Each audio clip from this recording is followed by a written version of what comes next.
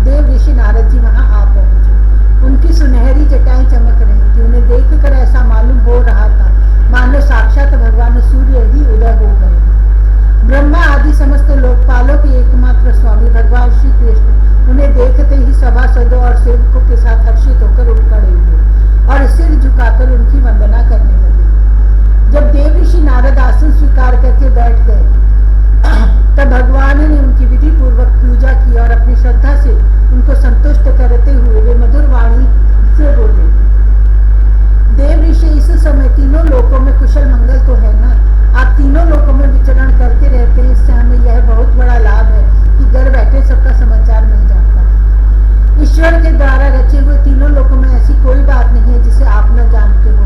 अतः हम आपसे यह जानना चाहते हैं कि युधिष्ठिर आदि पांडव इस समय क्या करना चाहते हैं। देवऋषि नारद जी ने कहा, सर्वव्यापक अनंत, आप विश्व के निर्माता हैं और इतने बड़े मायावी हैं कि बड़े बड़े मायावी ब्रह्मा जी आदि भी आपकी माया का पार नहीं पा सकते। प्रभु, आप सबकी घट घट में अपनी अचिंत्य शक्ति से व्याप्त रहते, ठीक वैसे ही जैसे अग्नि लकड़ियों में अपने को छिपाए रखता है। लोगों की दृष्टि सत्व आदि गुणों पर ही अटक जाती है, इससे आपको वे देख नहीं पाते। मैंने एक बार नहीं अनेकों बार आपकी माया देखी है, इसलिए आप जो यूं अनजान बनकर पांडवों का समाचार पूछते हैं, इससे मुझे कोई कौतूहल नहीं हो रहा है। भगवान, आप अपनी माया से ही इस जगत की रचना और संहार करते हैं और आपकी माया के कारण ही यह असत्य होने पर भी सत्य के समान प्रतीत होता है। आप कब क्या करना चाहते हैं, यह बात भली भांति कौन समझ सकता है। आपका स्वरूप सर्वथा अचिंतनीय है। मैं तो केवल बार बार आपको नमस्कार करता हूँ। शरीर और इससे संबंध रखने वाली वासनाओं में फंसकर जीव जन्म मृत्यु के चक्कर में भटकता रहता है और यह नहीं जानता कि मैं इसी शरीर से कैसे मुक्त हो सकता हूँ। वास्तव में उसी के हित के लिए आप नाना प्रकार के लीला अवतार ग्रहण करके अपने पवित्र यश का दीपक जला देते हैं, जिसके सहारे वह इसे अनर्थकारी शरीर से मुक्त हो सके। इसलिए मैं आपकी शरण में हूँ। प्रभु, आप स्वयं पर ब्रह्म है, तथापि मनुष्यों की सी लीला का नाट्य करते हुए मुझसे पूछ रहे हैं। इसलिए आपके फुफेरे भाई और प्रेमी भक्त राजा युधिष्ठिर क्या करना चाहते हैं, यह बात मैं आपको सुनाता हूँ। इसमें संदेह नहीं कि ब्रह्म लोक में किसी को जो भोग प्राप्त हो सकता है, वह राजा युधिष्ठिर को यही प्राप्त है। उन्हें किसी वस्तु की कामना नहीं है, फिर भी वे श्रेष्ठ यज्ञ राजसूय के द्वारा आपकी प्राप्ति के लिए आपकी आराधना करना चाहते हैं। आप कृपा करके उनकी इस अभिलाषा का अनुमोदन कीजिए। भगवान, उस श्रेष्ठ यज्ञ में आपका दर्शन करने के लिए बड़े बड़े देवता और यशस्वी नरपति गण एकत्र होंगे। प्रभु, आप स्वयं विज्ञान आनंद घन है, ब्रह्म है। आपके श्रवण कीर्तन और ध्यान करने मात्र से अंत्यज भी पवित्र हो जाते हैं। फिर जो आपका दर्शन और स्पर्श प्राप्त करते हैं, उनके संबंध में तो कहना ही क्या। त्रिभुवन मंडल आपकी निर्मल कीर्ति समस्त दिशाओं में छा रही है तथा स्वर्ग, पृथ्वी और पाताल में व्याप्त हो रही है। ठीक वैसे ही जैसे आपकी चरण अमृत धारा स्वर्ग में मंदाकिनी, पाताल में भोगवती और मर्त्य लोक में गंगा के नाम से प्रवाहित होकर सारे विश्व को पवित्र कर रही है। श्री सुखदेव जी कहते हैं, परीक्षित, सभा में जितने यदुवंशी बैठे थे वे इस बात के लिए अत्यंत उत्सुक हो रहे थे कि पहले जरासंध पर चढ़ाई करके उसे जीत लिया जाए। अतः उन्हें नारद जी की बात पसंद आई। तब ब्रह्मा आदि के शासक भगवान श्री कृष्ण ने तनिक मुस्कुराकर बड़ी मीठी वाणी में उद्धव जी से कहा। भगवान श्री कृष्ण ने कहा, उद्धव, तुम मेरे हितैषी सूरवीर हो, शुभ सम्मति देने वाले और कार्य के तत्व को भली भांति समझने वाले हो, इसलिए हम तुम्हें अपना उत्तम नेत्र मानते हैं। अब तुम ही बताओ कि इस विषय में हमें क्या करना चाहिए। तुम्हारी बात पर हमारी श्रद्धा है, इसलिए हम तुम्हारी सलाह के अनुसार ही काम करेंगे। जब उद्धव जी ने देखा भगवान श्री कृष्ण सर्वज्ञ होने पर भी अनजाने की तरह सलाह पूछ रहे हैं, तब वे उनकी आज्ञा शिरोधार्य करके बोले। 71वां अध्याय। भगवान श्री कृष्ण भगवान का इंद्रप्रस्थ पधारना। श्री सुखदेव जी कहते हैं, परीक्षित, भगवान श्री कृष्ण के वचन सुनकर महामती उद्धव जी ने देवऋषि नारद, सभासद और भगवान श्री कृष्ण के मत पर विचार किया और फिर वे कहने लगे। उद्धव जी ने कहा, भगवान देवऋषि नारद जी ने आपको यह सलाह दी है कि फुफेरे भाई पांडवों के राजसूय यज्ञ में सम्मिलित होकर उनकी सहायता करनी चाहिए। उनका यह कथन ठीक ही है और साथ ही यह भी ठीक ही है कि शरणागतों की रक्षा अवश्य कर्तव्य है। प्रभु, जब हम इस दृष्टि से विचार करते हैं कि राजसूय यज्ञ वही कर सकता है जो 10 दिशाओं पर विजय प्राप्त कर ले, तब हम इस निर्णय पर बिना किसी दुविधा के पहुंच जाते हैं कि पांडवों के यज्ञ और शरणागतों की रक्षा दोनों कामों के लिए जरासंध को जीतना आवश्यक है। प्रभु, केवल जरासंध को जीत लेने से ही हमारा महान उद्देश्य सफल हो जाएगा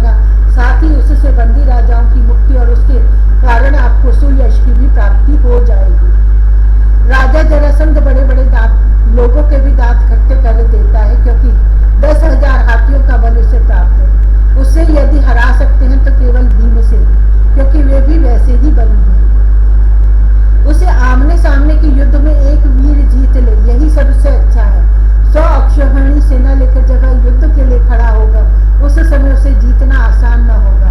जरासंध बहुत बड़ा ब्राह्मण भक्त है। यदि ब्राह्मण उससे किसी बात की याचना करते हैं तो वह कभी कोरा जवाब नहीं देता। इसलिए भीमसेन ब्राह्मण के वेश में जाएं और उससे युद्ध की भिक्षा मांगे। भगवान इसमें संदेह नहीं कि यदि आपकी उपस्थिति में भीमसेन और जरासंध का द्वंद्व युद्ध हो तो भीमसेन उसे मार डालेंगे। प्रभु, आप सर्वशक्तिमान रूप रहित काल स्वरूप है। विश्व की सृष्टि और प्रलय आपकी ही शक्ति से होता है। ब्रह्मा और शंकर तो उसमें निमित्त मात्र है। इसी प्रकार जरासंध का वध तो होगा आपकी शक्ति से, भीमसेन केवल उसमें निमित्त मात्र बनेंगे। जब इस प्रकार आप जरासंध का वध कर डालेंगे तब कैद में पड़े हुए राजाओं की रानियां अपने महलों में आपकी इस विशुद्ध लीला का गान करेंगी कि आपने उनके शत्रु का नाश कर दिया और उनके प्राण कटियों को छुड़ा दिया। ठीक वैसे ही जैसे गोपियां से छुड़ाने की लीला का आपके शरणागत मुनिगण गजेंद्र और जानकी जी के उद्धार की लीला का तथा हम लोग आपके माता पिता को कंस के कारागार से छुड़ाने की लीला का गान करेंगे। इसलिए प्रभु, जरासंध का वध स्वयं ही बहुत से प्रयोजन सिद्ध कर देगा। बंदी नरपतियों के पुण्य परिणाम से अथवा जरासंध के पाप परिणाम से सच्चिदानंद स्वरूप श्री कृष्ण आप भी तो इस समय रासयज्ञ का होना ही पसंद करते, इसलिए पहले आप वहीं पधारिए। श्री सुखदेव जी कहते हैं, परीक्षित, उद्धव जी की यह सलाह सब प्रकार से हितकर और निर्दोष थी। देव ऋषि नारद, यदुवंश के बड़े बूढ़े और स्वयं भगवान श्री कृष्ण ने भी उनकी बात का समर्थन किया। अब अंतर्यामी भगवान श्री कृष्ण ने वसुदेव आदि गुरुजनों से अनुमति लेकर दारुक, जैत्र आदि सेवकों को इंद्रप्रस्थ जाने की तैयारी के लिए आज्ञा दी। इसके बाद भगवान श्री कृष्ण ने यदुराज, उग्रसेन और बलराम जी से आज्ञा लेकर बाल बच्चों के साथ रानियों और उनके सब सामानों को आगे चला दिया और फिर दारुक के लाए हुए गरुड़ ध्वज रथ पर स्वयं सवार हुए। उसके बाद रथों, हाथियों, घुड़सवार और पैदलों की बड़ी भारी सेना के साथ उन्होंने प्रस्थान किया। उस समय मृदंग, नगाड़े, ढोल, शंख और नरसिंहों की ऊंची ध्वनि से दशों दिशाएं गूंज उठी। सती शिरोमणि रुक्मणी जी आदि सहस्रों श्री कृष्ण पत्नी अपनी संतानों के साथ सुंदर सुंदर वस्त्र, आभूषण, चंदन, अंगराग और पुष्पों के हार आदि से सज धज कर डोलियों, रथों और सोने की बनी हुई पालकियों में चढ़कर अपने पतिदेव भगवान श्री कृष्ण के पीछे पीछे चली।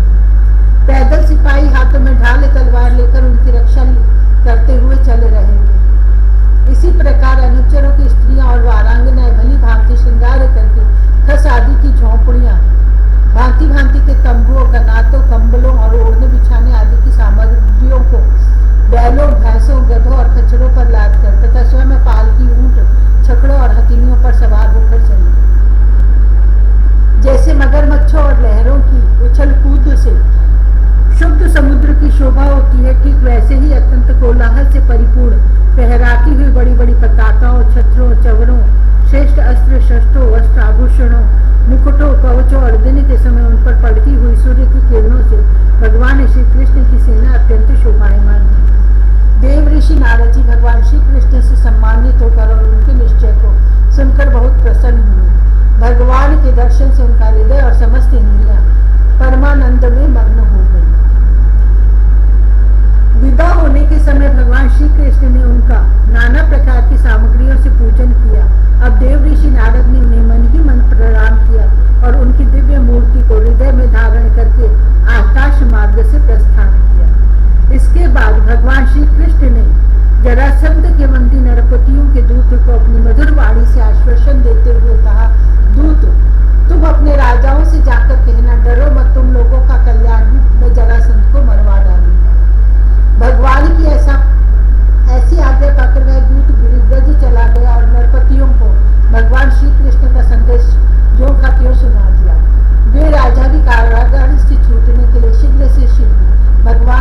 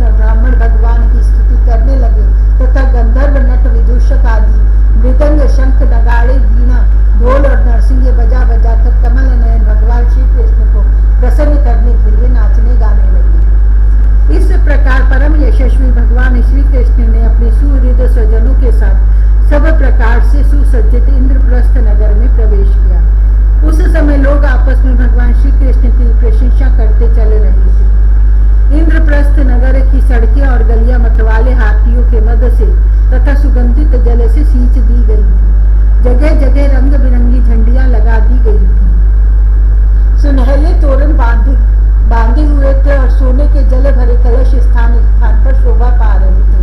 नगर के नर नारी नहा धोकर तथा नए वस्त्र, आभूषण, पुष्पों के हार, इत्र, फुलेल आदि से सज धज कर घूम रहे थे। घर घर में ठौर ठौर पर दीपक जलाए गए थे, जिनसे दीपावली किसी छटा हो रही थी। प्रत्येक घर के झरोखों से धूप का धुआं निकलता हुआ बहुत ही भला मालूम होता था। सभी घरों के ऊपर पताकाएं फहरा रही थी तथा सोने के कलश और चांदी के शिखर जगमगा रहे थे। भगवान श्री कृष्ण इस प्रकार के महलों से परिपूर्ण पांडवों की राजधानी इंद्रप्रस्थ नगर को देखते हुए आगे बढ़े रहे थे। जब युवतियों ने सुना कि मानव नेत्रों के पानपात्र अर्थात अत्यंत दर्शनीय भगवान श्री कृष्ण राजपथ पर आ रही हैं, तब उनके दर्शन की उत्सुकता के आवेग से उनकी चोटियां और साड़ियों की गांठें ढीली पड़ गईं। उन्होंने घर का काम काज तो छोड़ ही दिया, सेज पर सोए हुए अपने पतियों को भी छोड़ दिया और भगवान श्री कृष्ण का दर्शन करने के लिए राजपथ पर दौड़ आए। सड़क पर हाथी, घोड़े, रथ और पैदल सेना की भीड़ लग रही थी। उन स्त्रियों ने अटारियों पर चढ़कर रानियों के सहित भगवान श्री कृष्ण का दर्शन किया। उनके ऊपर पुष्पों की वर्षा की और मन ही मन आलिंगन किया तथा प्रेम भरी मुस्कान एवं चितवन से उनका सुस्वागत किया। नगर की स्त्रियां राजपथ पर चंद्रमा के समान विराजमान ताराओं के समान श्री कृष्ण की पत्नियों को देखकर आपस में कहने लगी, सखी, इन बड़े भागिनी रानियों ने न जाने ऐसा कौन सा पुण्य किया है जिसके कारण पुरुष शिरोमणि भगवान श्री कृष्ण अपने उन्मुक्त हास्य और विलासपूर्ण कटाक्ष से उनकी ओर देखकर उनके नेत्रों को परम आनंद प्रदान करते हैं। इसी प्रकार भगवान श्री कृष्ण राजपथ से चल रहे थे। स्थान स्थान पर बहुत से निष्पाप, धनी मानी और शिल्पजीवी नागरिकों ने अनेकों मांगलिक वस्तुएं ला लाकर उनकी पूजा अर्चा और स्वागत सत्कार किया। अंतःपुर की स्त्रियां भगवान श्री कृष्ण को देखकर प्रेम और आनंद से भर गई। उन्होंने अपने प्रेम विपुल और आनंद से खिले नेत्रों के द्वारा भगवान का स्वागत किया और श्री कृष्ण उनका स्वागत सत्कार स्वीकार करते हुए राजमहल में पधारे। जब कुंती ने अपने त्रिभुवन पति भतीजे श्री कृष्ण को देखा, तब उनका हृदय प्रेम से भर आया। वे पलंग से उठकर अपनी पुत्र वधू द्रौपदी के साथ आगे गई और भगवान श्री कृष्ण को हृदय से लगा लिया। देव देवेश्वर भगवान श्री कृष्ण को राजमहल के अंदर लाकर राजा युधिष्ठिर आदर भाव और आनंद के उद्रेक से आत्मविस्मृत हो गए। उन्हें इस बात की भी सुधि न रही कि किस क्रम से भगवान की पूजा करनी चाहिए। भगवान श्री कृष्ण ने अपनी फुआ कुंती और गुरुजनों की पत्नियों का अभिवादन किया। उनकी बहन सुभद्रा और द्रौपदी ने भगवान को नमस्कार किया।